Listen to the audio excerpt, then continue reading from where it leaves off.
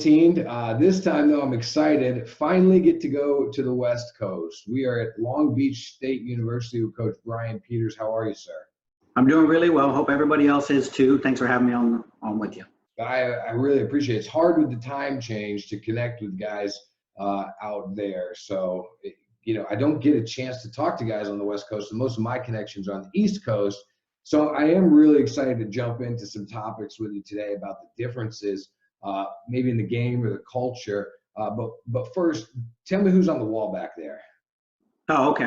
We got childhood idols. I'm still pretty immature, but some of the kids, I'm born when I was born. I don't really go into when I was born, but I'm old enough to have these guys as my childhood idol. So this is Rocky Balboa, of course. Bruce Lee over here. I've got Muhammad Ali over my left shoulder, and some of my other ones. I had all these made. Don Mattingly, who's my favorite baseball player of all time, of course. I grew up in Southern California, so Magic Johnson is my boy. So I've got a few of these just from when I was 10 years old. These guys were my life, and I was obsessed in a lot of ways. So watched every Rocky movie, read every Bruce Lee book, watched all the movies, obsessed with Muhammad, and then my sports figures are over here on the other side. That I grew up watching, and nobody could put little Bryan Peters in tears more than Magic Johnson. When the Lakers lost, I lost it. So that's my era. That's where I was from. Those were my childhood idols. I'm more of a Ninja Turtles kid. Later, but yeah. So first question about the East Coast and the West Coast, because you were the recruiting coordinator at Nova Southeastern in Davie, Florida, and now you've pretty much you've gone to the opposite ocean, literally, from ocean to ocean. So out there, what's the consensus? Is Tupac alive or not? The consensus, without a question, is that Tupac's the GOAT. Greatest rap influence of all time, if you ask anybody from over here, both from Oakland all the way down into the LA Long Beach area. Tupac is the man. So I'm afraid to tell you that he's deceased, but he's still living because his legend never dies. And do you have confirmation on that? Yeah, me and the homies, we all know. Okay. We got confirmation. Perfect. Love it. Okay, so you're at Long Beach State University, Division I program that before the season got cut short was ranked number 12 in the country. Can you tell me a little bit about the school, about the program out there? Yeah, rich tradition of success for years. Growing up in Southern California, like I said, I left California when I was 18, and Long Beach State baseball was a juggernaut back then. Went over to the East Coast and spent 20 plus years in college baseball over there, and the Dirtbags brand is strong. It carries a lot of weight. The Dirtbag brand is powerful. They had a lot of success. The name of big leaguers is very, very prominent. High dollar all-star type players that came out of this program, and they won a lot. And there was a lot of stigma that came with the brand being a Dirtbag, obviously having a name that breaks away from the rest of the school. In 1989, they became the Dirtbags, even though the rest of the athletic department was called the 49ers. So that'll tell you how powerful that legacy is, how powerful that brand is. So every other program was called the 49ers, and the baseball team specifically was called the Dirtbags. The rest of the program has since become the Beach, but we're still the Dirtbags, and that's powerful. And it should come with a stigma, with an aura. It means something to be a Dirtbag. It's a brand. It's a type of player. It's a type of team. It's a style of play, and that's very, very powerful. And it means a lot to us and anybody that wears our uniform. That's a big deal. So now that we are here and we just took over this past year, one of our biggest jobs is to restore the meaning behind being a Dirtbag and return the Dirtbag program into national prominence. Did I just hear you correctly? The baseball team has a different mascot than everybody else at the school? That is correct. Starting from 1989, and Dave Snow's a legendary coach. A lot of you guys that are college baseball fans have heard or have revered Coach Dave Snow, like most of us have. And what he did in his first year here was so powerful that it just became a thing. Started from just a niche of a style of baseball player and turned into a style of play that it was so powerful that they actually changed the name of the baseball team from the 49ers to the Dirtbags. Well, but let me just say right now, everybody here is a 49er or a Dirtbag, and we're all in this together as the Beach too. So that family is it's got a few different names, but we're all in this together. So I was gonna ask you this question later, but you're kind of leading into it right now about how powerful the fan base is out there. I know from my time, because I was in Davie, Florida, when you were there as well. South Florida baseball is an interesting brand. You know, there's a flair from a lot of the Dominican countries or territories. There's lots of languages being spoken on the field. There's lots of chatter and chants and things like that. And games get really intense down there with all these different cultures and their styles of playing the game. What's it like out there? It's different. The volume of the fan base is a little bit quieter, and because you do get a lot of Latin style music. You get some dance, you get some chanting, you get some multicultural different languages going over in the South Florida, and that was fun in a lot of ways. Over here, it's a little bit more traditional, where baseball is a very traditional sport in a lot of ways. So out here, it's more traditional. It's a little bit quieter. There's not a lot of, I wouldn't say raucous crowds, except for us. And I think anybody would tell you, and we kind of learned this as we started to transition into becoming Dirtbags, the fan base at Long Beach State is different. It is louder. It is very passionate. I've been talking to a lot of my friends and colleagues about how much of an adjustment it was, because this will be the first time in 24 years of coaching that I've had such a passionate support system and fan base. Like these guys have had season tickets to Dirtbags games for 20 years, and that comes with a different set of parameters that I wasn't even sure that I was ready for. Not that I wasn't ready for it, I just didn't expect it. But this comes with a lot more support, a lot more requests. Hey, can we meet for breakfast? You want to meet for lunch before you go to practice? Can we meet for dinner? And it's all because people are so passionate and supportive of the program that they want that ownership in it. And so it's come with a lot more interviews and a lot more microphones and a lot more meetings and such that I wasn't really that I didn't really expect. And Coach Valenzuela, obviously, he's the head coach. He gets a lot more of it than I do.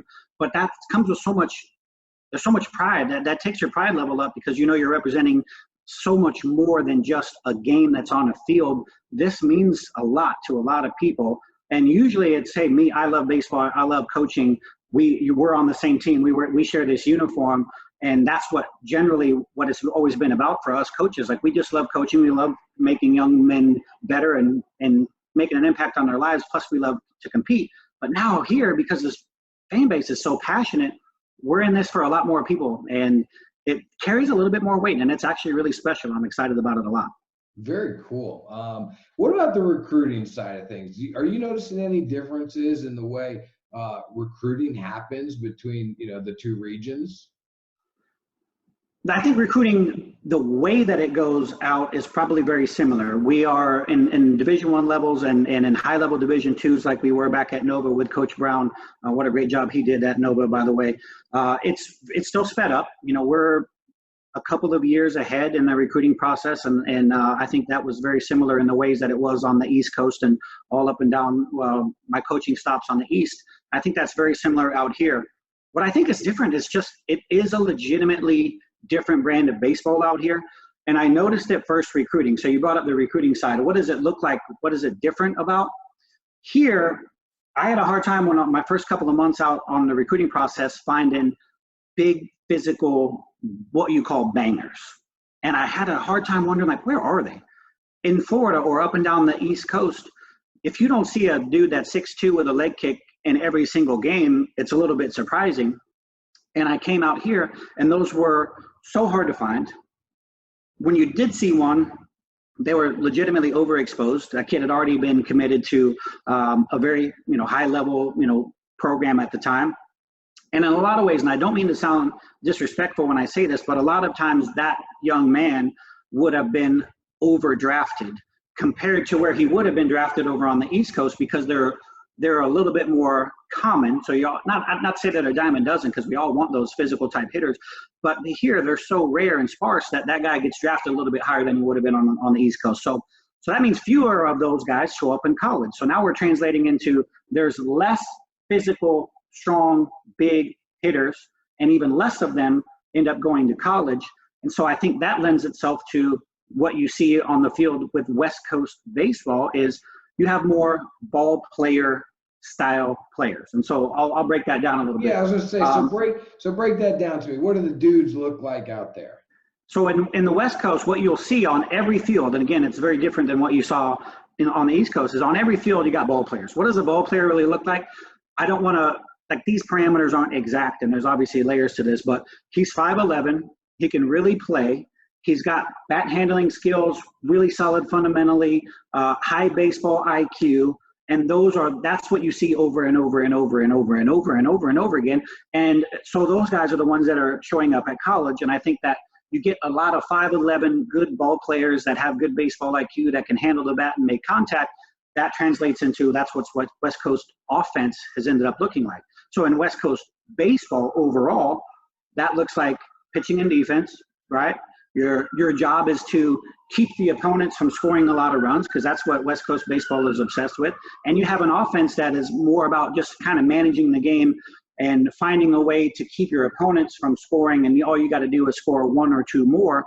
And what that looks like that's different on the East Coast style is they're more offensive based. You got more physical players. You got more obsession with scoring runs. So the difference is, in the West Coast, your job is to keep your opponents from scoring, and that's how you win.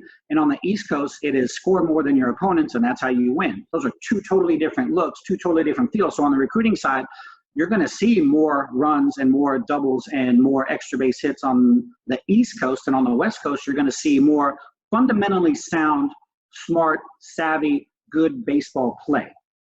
Does that make sense? Yeah, absolutely. So now, what about the pitching? What kind of differences are you seeing in the type of recruits from the East Coast to the West Coast on the Hill?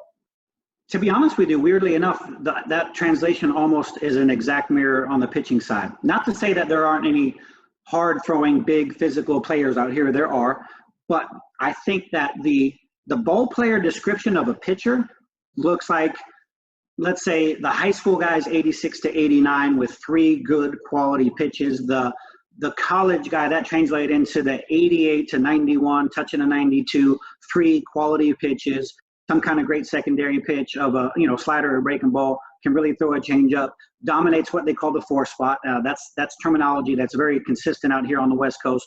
4 spot is low and away. High pitch ability. Again, don't beat yourself. It's not necessarily about how many strikeouts you can come up with. It's just how to manage getting weak contact, getting weak ground balls, keeping your opponents from scoring runs in bunches. And then, so again, on the translation of what that looks like on the East Coast, it's probably more of less, hey, hit your spots, throw 3 pitches for strikes, and more, again, they're almost, the obsession with power and speed and velocity on the East Coast is crazy. And it's like, hey, how hard can you throw?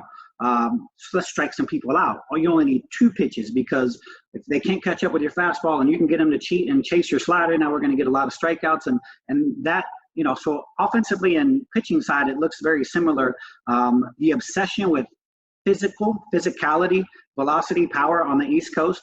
And the opposite of that, and the antithesis, would be the cerebral, smart, high pitchability, high baseball IQ, ball player, hitter, pitcher style on the West Coast. It's really strange. It's cool. I'm not going to take a stance on it. You can decide for yourself what you want, what you think wins more games. And I think if you looked at it overall, the West Coast teams dominated the College World Series, especially early in my era. Again, and these guys, when I was done, USC was really good. Fullerton and what Augie did out here on the West Coast, those guys won a lot of College World Series games. There was maybe a little shift into the 90s when you had the Skip Berkman era, and physicality became more of a thing, and it kind of shifted to where East Coast power was taking over. And then I think since then you've had a really good marriage of the blend of West Coast versus East Coast. And I'll tell you what I think is also funny, because I do have a lot of friends on the East Coast and a lot of friends on the West Coast. And, it's not like it's a rivalry, but you brought up hip hop before. Like, how the East Coast, West Coast hip hop rivalry became so intense that, we might have lost a couple of legends because of it. That rivalry exists within baseball too. And it's really funny. And I'm saying this in jest, kind of tongue in cheek, but it's adorable to me how, if you talk to somebody on the East Coast, they're like, oh, dude, we always crush people on the West Coast. All you got to do is bang a couple balls. They ain't going to score any runs. They just get them on and bunt, and we'll score 10 runs, and we always beat West Coast teams. And I talk to the people on the West Coast, and they're always like, dude, we always win. All they care, they strike out. They can't put the ball in play. we lay a bunt down, they throw it in the snakes, and we always beat those East Coast teams. So it's funny how they, they're so ingrained in their philosophy, and they believe in it so much. So like if you're a Biggie fan, you hate Tupac, and if you're a Tupac fan, you hate Biggie, and all those things still exist. So I'm a Magic Johnson fan. I gotta hate Larry Bird. It's just the way it goes, and it's always funny how those things exist. Yeah, well, this is so interesting to me. I love this stuff. One of the things that I really am upset about with high school baseball these days and the dwindling budgets is we don't see those tournaments like we used to see, where the guys are going, because we used to see California teams come to Florida and Florida teams come to California, and those were such great events to watch. To get back on track though, you talk about kind of these different body types. Does that change the way guys are training? There's no question. And I'm not sure that it's probably the training that affects the body types a little bit more than the other way around. So here's what I mean by that. The reason why there are so many ball players on the West Coast is because from the time that these guys were 6 years old, their coach was preaching, don't strike out, make contact, keep the ball out of the air, pitching and defense wins games. And so that's what they grew up into, because they weren't obsessed with power. They were obsessed with not striking out. So their game kind of evolved into what their body and their skill set ended up looking like. Where on the East Coast, it is so opposite. From the time guys on the East Coast were 6 years old, their trainers and their coaches were saying, hit it as hard as you can, hit it as far as you can, and you get bigger movements and you get more obsession with power. So they lift harder. They're more obsessed with physicality, so they lift more. So then their bodies morph more. And again, their training manifests itself into what their body looks like, and now they're obsessed with power, so they become bigger. The ones on the West Coast aren't as obsessed with power, so they're more about stretching, flexibility, mental game, being a smarter baseball player rather than stronger. And so that translates into, again, it's crazy how those things manifest themselves into the style of play. Even to the extent of what you look like physically is because of what you were taught when you were this big, when you were just a young little tot. These are the things that are important. Contact, be smart, have good fundamentals. These are the things that are important. Hit it harder, throw it harder, hit it farther. And so this comes with such a different style, and it changes it literally changes your physical being, because if I'm obsessed with power, I'm lifting like crazy. If I'm obsessed with fundamentals, I want to be as coordinated and flexible and mentally strong as possible. It's crazy how that works out. So then what's the effect of all this on the coaching aspect of the game? Well, I think that that goes into your training, because if you believe in West Coast baseball and you believe that pitching and defense wins games, and again, I'm not taking a stance. I'm not telling you that it doesn't. I'm saying, so now your practices are going to be revolved around pitching and defense, high level of fundamentals. Of course you hit, and of course you have an offensive brand or style, but in general, and this is a generalization and even a stereotype if you want to call it, your offense is going to be on see as many pitches as you can, don't strike out. If you get a runner on first base, you're going to sacrifice bunt in the second, and now you're one single away from scoring a run. And if we do that a couple of times, maybe we can win 2-1 or 3-2. And so that's what your training is very cerebral. They do a lot of mental game training on this on the West Coast. A lot of focus on fundamentals, playing catch play. The throwing programs out here are so much different, and I'm gonna go into that a little bit. So because you're obsessed with pitching and defense, and that's what you value, then your practice time goes into the value of playing catch. So that means what we call catch play out here on the West Coast. On the East Coast, that phrase barely even exists. Catch play is a very important thing. It's not just go down there and get your arm loose. Over here, it is catch play is the birthplace of fundamental defense. If you can't play catch, and if you don't throw strikes and be accurate with your throws, that way we can eliminate errors, cut down on mistakes, win more games that way, then the focus and emphasis on catch play is really, really strong out here on the West Coast. And on the East Coast, the difference here is because we're really going to score more than our opponent. That's what we value. Score more, hit balls harder, throw harder, strike out more people. So we score more. So your practices, and again, this is a generalization, is less towards total fundamentals of defense. Of course, everyone on the East Coast is practicing defensive fundamentals, but now offensive practices might be a little bit more time is put into that part. And that's where you're focused on. So the ideology of West Coast baseball, which is pitching and defense wins games, let's focus on the fundamentals of pitching and defense, throwing strikes and playing catch. And over here, we're going to score more. That's how we win games. We're going to score more. So how do we score more? We hit more. And when you hit more, right, maybe there's not as much focus and emphasis put on defense. And those two things are so much different. So the training styles, the coaching styles become so much different because of what we emphasize as coaches.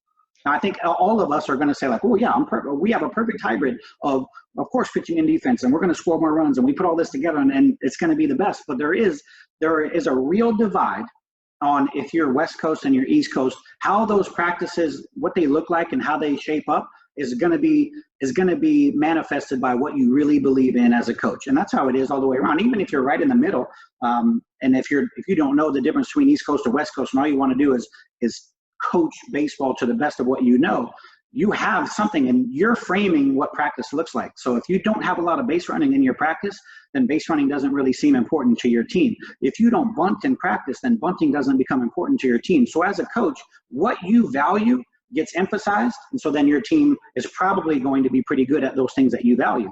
And what they value on both sides is so much different that you get a lot of a different look and a different vibe from both of those styles. So we train our players differently based on what we value. Does that make sense? It does. Let me try to see if I could word this correctly. You get a chance to build the super team, okay? And you get to take East Coast and West Coast and put them together. What aspects of the game are you going to blend together that maybe currently aren't blended together? Well, I'll tell you this from experience. As a confident / cocky coach on the East Coast for so long, in my mind, I was like, why can't they just bang out here? Why can't somebody go out to California and teach these guys to bang and score runs and take all of the great parts of West Coast pitching and defense and all that emphasis on defense and then combine it with more scoring of runs? And I think that's where you're probably getting into that point right now. I think baseball itself is evolving. Obviously, in Major League Baseball, you have a game that's got these 3-2 outcomes. 3-2 outcomes is going to be walk, strikeout, or home run, and that's evolving and changing the game. I could go on forever on whether that's good for the game or bad for the game, but it's changing. It's got some excitement. You get a lot of home runs, you get a lot of strikeouts in Major League Baseball. So the point of what you would want to do is obviously score a bunch of runs and keep the opponent from scoring a bunch of runs. And so there should be like there's elements of both that you want to be able to mesh together and marry those two things into, that's where you're going to win the most games. It's like, if I translated this into not just baseball fundamentals, but you just want to marry all the best parts. And in the recruiting process, and I've been coaching, again, a college coach for 24 years. I wish that it was so simple and so common that you could take your coaching style and teach at a high level and have high level of expectations and hold your players accountable, but also have a great time, let the players be themselves and have a really good experience in the process and marry those two things together. And that's what baseball or coaching or any sports should really be about. But it's not that simple. Usually you're going to have somebody whose demands are so high, whose expectations are so high that the players become robotic, or you're the transactional coach that is basically forcing your thoughts down there and they don't want to get to be themselves, they don't get to enjoy the process. Or you're such a player-oriented coach that the players kind of rule the roost, so that way you're losing some discipline and some accountability. And so the marriage of those two things, as easy as it sounds when I'm saying it, it's not very common. And I think you get a lot of things on all of us hitting-minded coaches are going to say, yeah, of course, you take the best parts of West Coast baseball and the best parts of East Coast baseball and you put them together and that's what you get. But that's a lot less common than you think also. Right. I find this so fascinating, and it's a conversation that I wanted to have with somebody for a very long time. I knew there would be differences. I didn't know that it would be this intense.